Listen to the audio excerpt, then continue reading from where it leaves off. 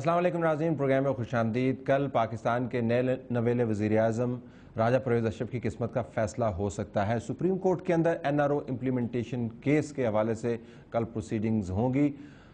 عدالت عظمیٰ کی طرف سے واضح حکم جاری کر دیا گیا ہے کہ اس بات سے قطع نظر کہ ماضی میں کیا ہوا اور مستقبل میں کیا کوئی فیصلہ کرتا ہے، آپ نے سوئس اتھارٹیز کو خط لکھنا ہے۔ آج حکومت کی طرف سے سبمیشن یہ دی گئی ہے کہ چونکہ وفاقی کابینہ نے اس کے اوپر کوئی فیصلہ نہیں کیا، ہم یہ خط لکھنے سے قاصر ہیں۔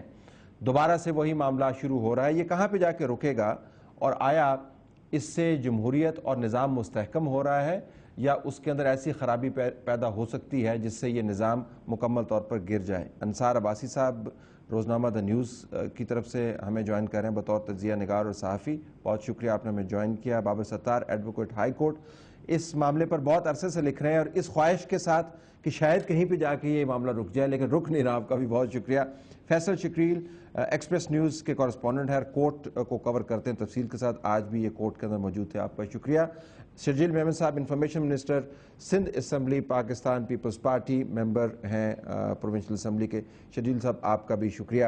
ذرا آپ سے بات کا آغاز کرتے ہیں۔ فیصل، یہ بتائیے گا کہ آج حکومت نے جو کہا کہ کابینہ نے اس کے اوپر کوئی فیصلہ نہیں دیا ہوا، ہم عمل درآمد کرنے سے قاصر ہے، تو سرپرائز تھا ہمارے لیے؟ وی ور ایکسپیکٹنگ کہ کچھ اور چیز ہوگی؟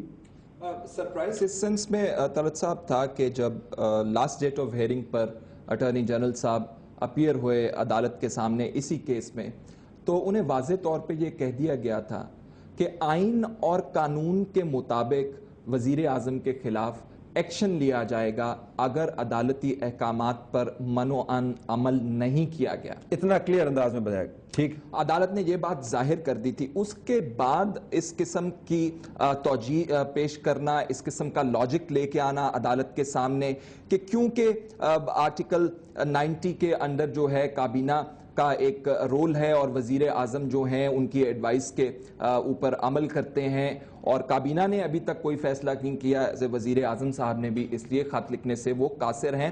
عدالت کا پہلا حکم جو کہ ابھی بھی عدالت کے ریکارڈ پر موجود ہے، جو کہ کہتا ہے کہ قطع نظر آپ کو لا منسٹری نے، وزارت قانون نے کیا مشورہ دیا، آپ کو کیا سمری بھجوائی گئی، آپ کو خط لکھنا ہے۔ 2009 16 دسمبر کو NRO کا آرڈر پہلی دفعہ آیا جب کل عدم قرار دیا گیا۔ مکمل تاریخ ہمارے پاس۔ ذرا شرجیل صاحب یہ تمام معاملے میں کیا ایسی چیز ہے جو حکومت کو سمجھ نہیں آ رہی ہے؟ مطلب اس میں کس طریقے سے لکھا جائے یہ فیصلہ کہ حکومت کو سمجھ آئے کہ خط لکھنا ہے؟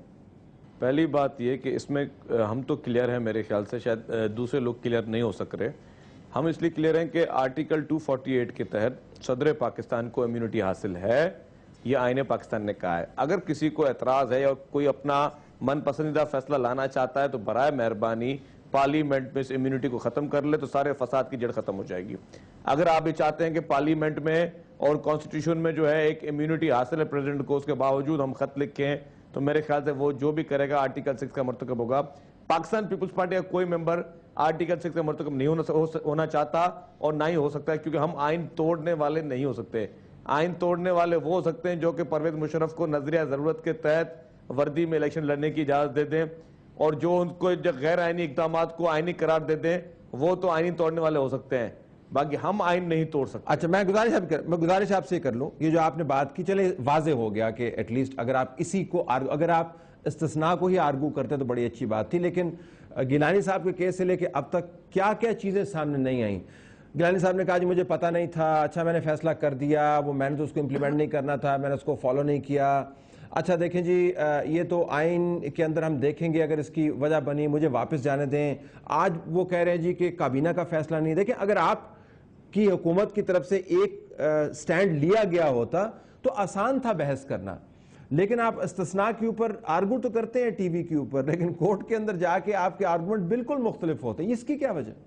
یہ چیز بیرسٹر اعتزاز احسن صاحب جب یوسف رضا گیلانی صاحب کے کیس کی پیروی کر رہے تھے تو ان کے یہ میں آپ کو منو من ورڈز بتا رہا ہوں کہ اس میں انہوں نے کہا تھا کہ صدر آصف علی زرداری صاحب کو جو ہے استثناء حاصل نہیں ہے، لیکن صدر پاکستان کو استثناء حاصل ہے۔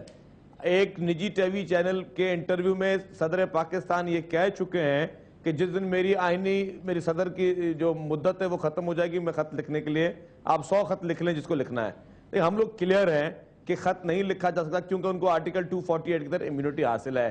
اب وہ چیز ہم نے کورٹ میں کہی ہے, اب کورٹ اگر اس چیز کو نہیں سمجھتی اور اس کے لیے پھر اگر جس قسم کے ایکسکیوزز مانگے گی تو ہم اس قسم کے ایکسکیوزز دیں گے. اچھا ضروری بات ہے کہ جو کیبنٹ ہے, نہیں میں آپ کو بتاؤں, کیبنٹ جو ہے اگر کوئی چیز آئین سے تجاوز کر کے چلنی ہے تو کیبنٹ سے تو آپ کو کنسنسس کرنا پڑے گا نا.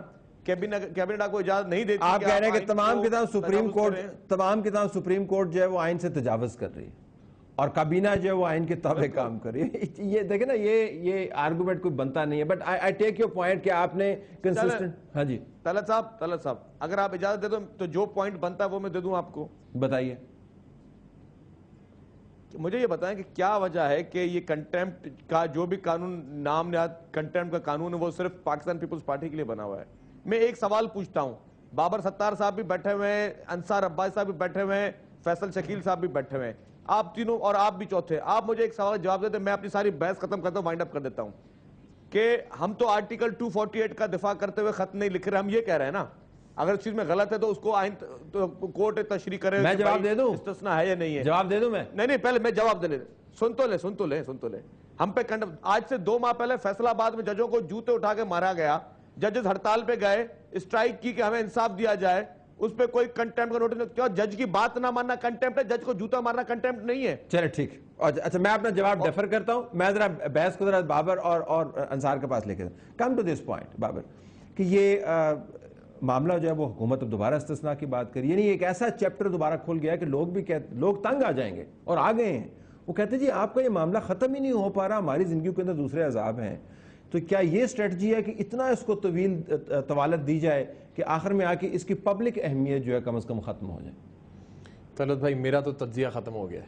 تجزیہ ختم ہو گیا آپ کا؟ چلو پروگرام بھی ختم ہو گیا, چلتے ہیں گھر کو. مزید تجزیے کی اس میں گنجائش نہیں ہے. بڑی سمپل بات یہ ہے کہ پی پی پی نے کنسسٹنٹلی یہ کہا ہے کہ پریزیڈنٹ صاحب قانون اور آئین سے بالا تر رہیں گے, باقی ہر ایک کے کیس میں ہم سن لیں گے.